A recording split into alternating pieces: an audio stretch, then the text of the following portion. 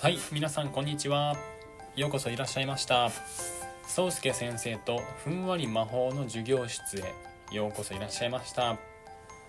さて本日もですね、皆様からいただいた質問、疑問、お悩みに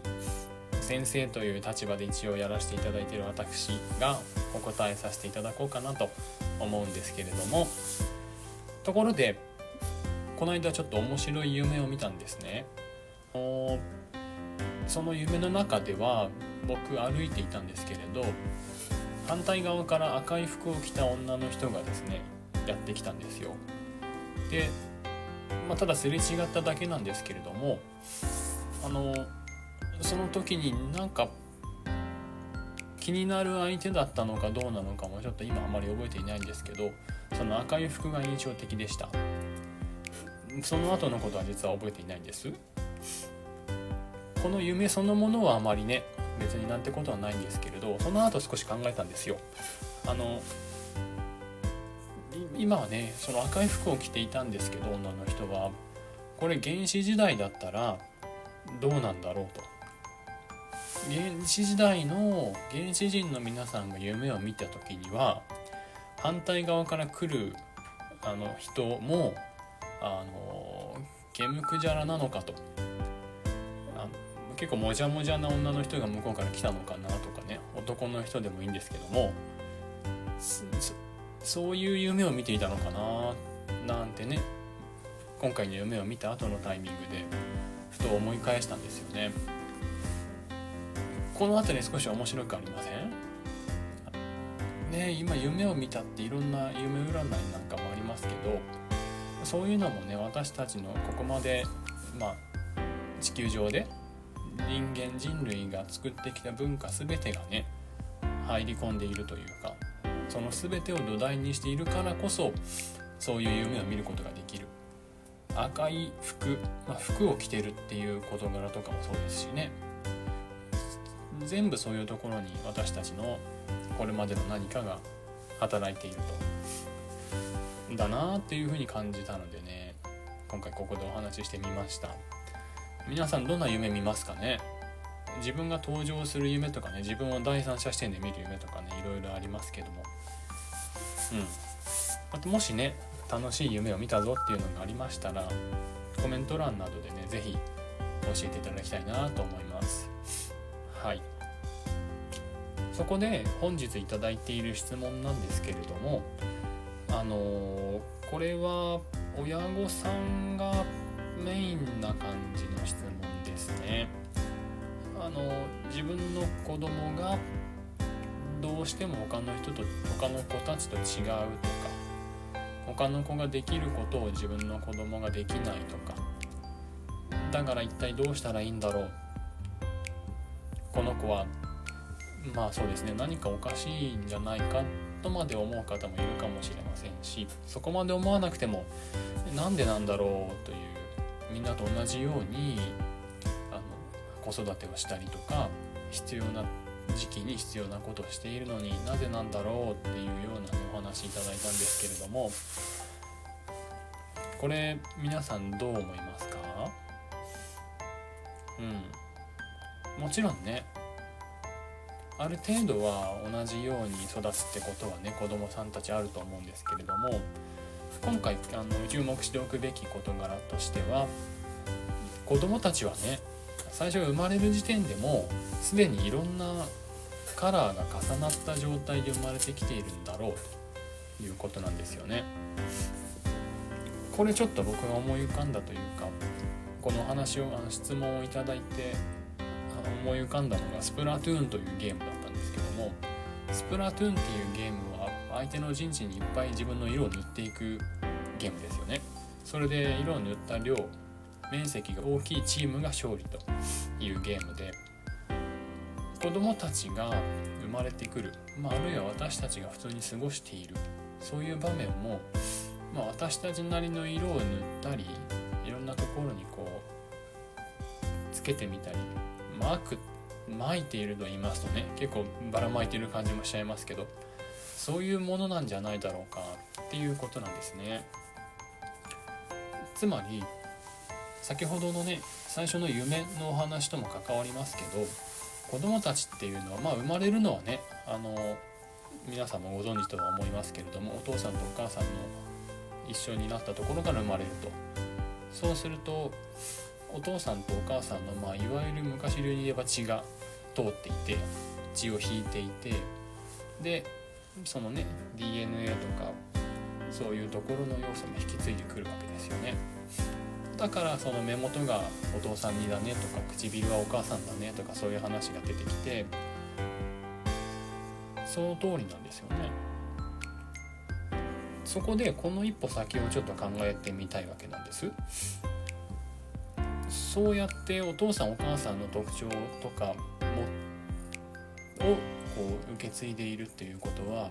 これはね身体的な特徴もそうですけど、精神的なものとか、その振る舞い方とかね、いろんな面を引き継いでくる、自然とね引き継いでいると思うんですけども、そうであればお父さんお母さんのお父さんお母さん、つまりおじいちゃんおばあちゃん、そのお父さんお母さん、ひいおじいちゃんひいおばあちゃん、これはどこまでね遡るかっていうことなんですけども、全部そうやって DNA とか、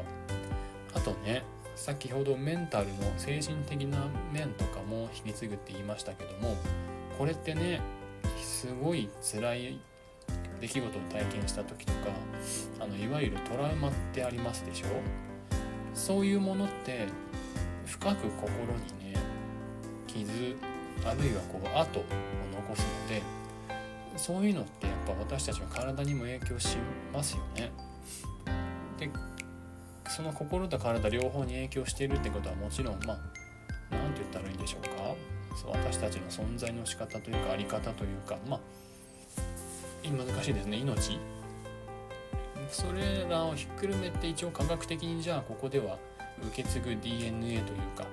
そういうものとして捉えておくと、やっぱものすごく大きな精神的な影響を受ける事柄の体験の記憶などなどっていうのも、それを実際にした人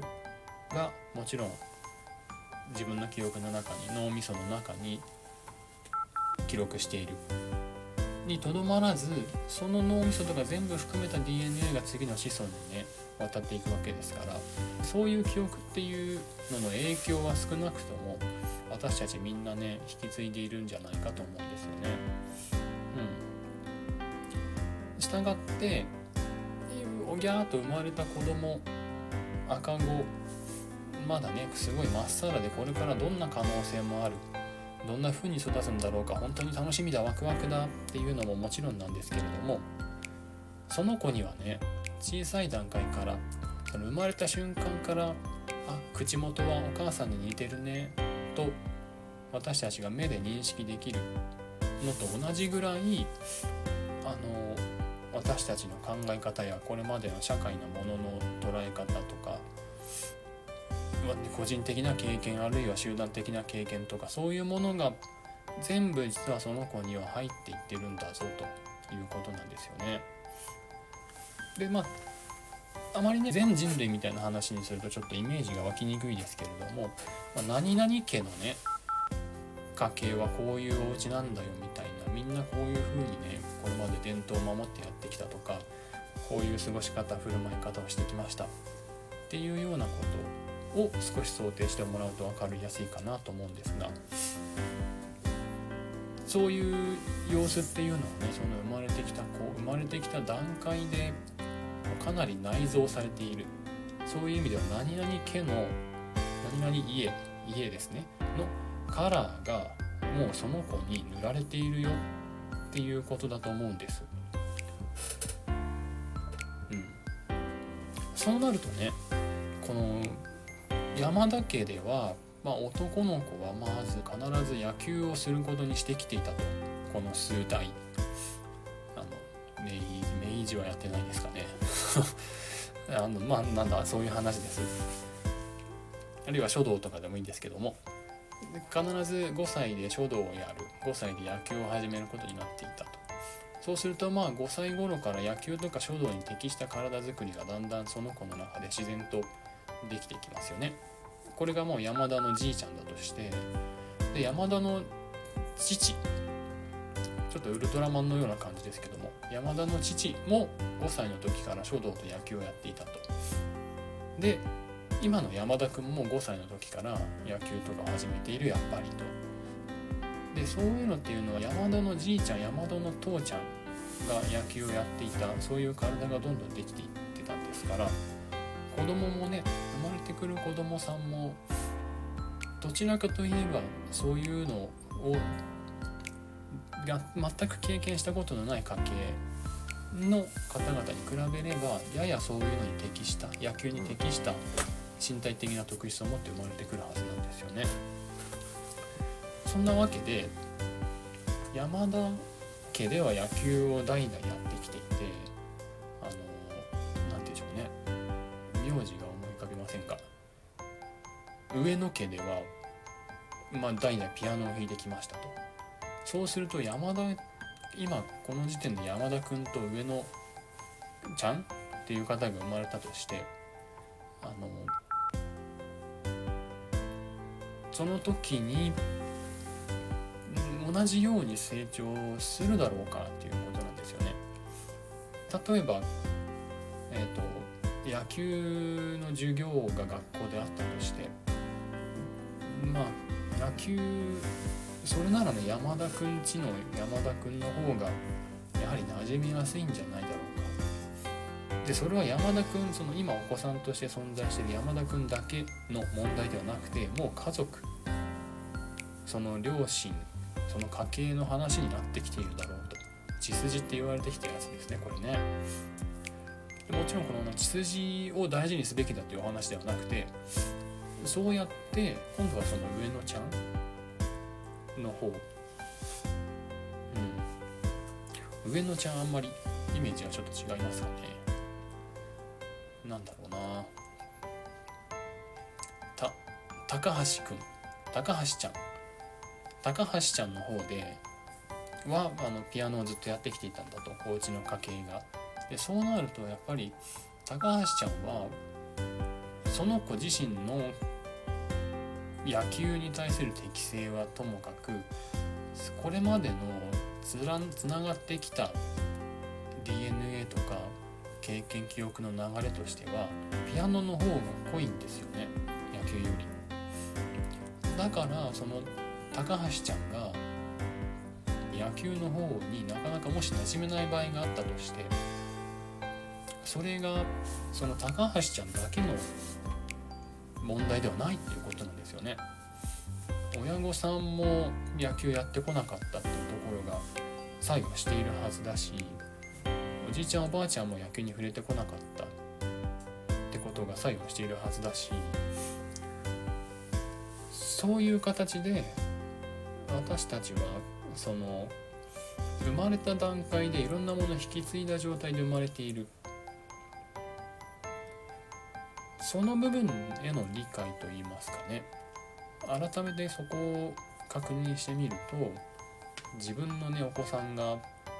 あちらの子は野球ができるのにうちの子は同じ野球クラスに通わせても全然うまくならないとか、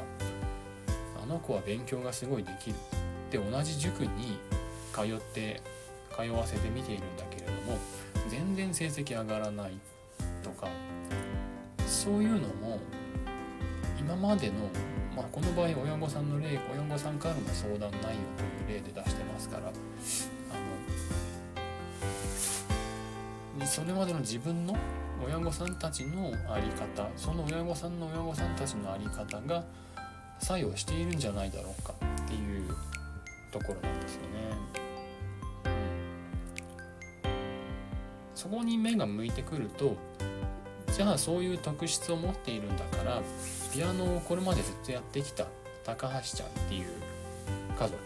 で、そういう高橋ちゃんはピアノの実力を身につけているとまでは言いませんけど、DNA 的な記憶が経験の継続があると、つながりがあるとしたとして、そうするともし野球をやる場合でも取り組み方が変わってくると思うんですよね。そのがむしゃらに野球の練習、型通りの練習をやる、のではなくて、